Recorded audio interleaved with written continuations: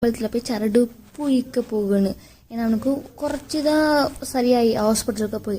അമ്പലത്തിൽ പോയി ചരട് പൂച്ച് നോക്കാണ്. ഞാൻ രാവിലെ എണിച്ച് വീട്ടിലാണ് ക്ലീൻ பண்ணிட்டு വൈകിട്ട് തൊട്ടപ്പുറം ഒരു കൃഷ്ണ അമ്പലം ഉണ്ടായി. അവിടെ நான் போகணும். நடந்து போகும்போது பயங்கர வயிறு வேதனை. எனக்கு சிண்டு மோனுக்கு வயிறால ஒழுங்காக கழிச்சில்லாதனால எனக்கு நடக்கவே முடியல. பயங்கர வயிறு வேதனை.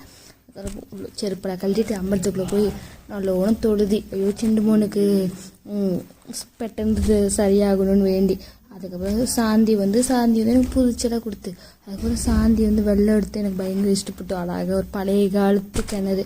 அதுக்கப்புறம் நானும் நல்லா வேண்டிட்டு சரலாம் வெடித்து நான் வெளியே வரும்போது சிண்டு மூணு எனக்காக அம்பலத்துக்கு போகிறது வெயிட் பண்ணிட்டு இருந்தாய். ஏன்னா நான் அம்பலத்துக்கு ரொம்ப சிண்டு மூணு உறங்கிட்டு தான் இருந்தாய். இப்போ பார்த்தா அம்மாவும் சிண்டு மூணு அப்படி இருந்தாய்.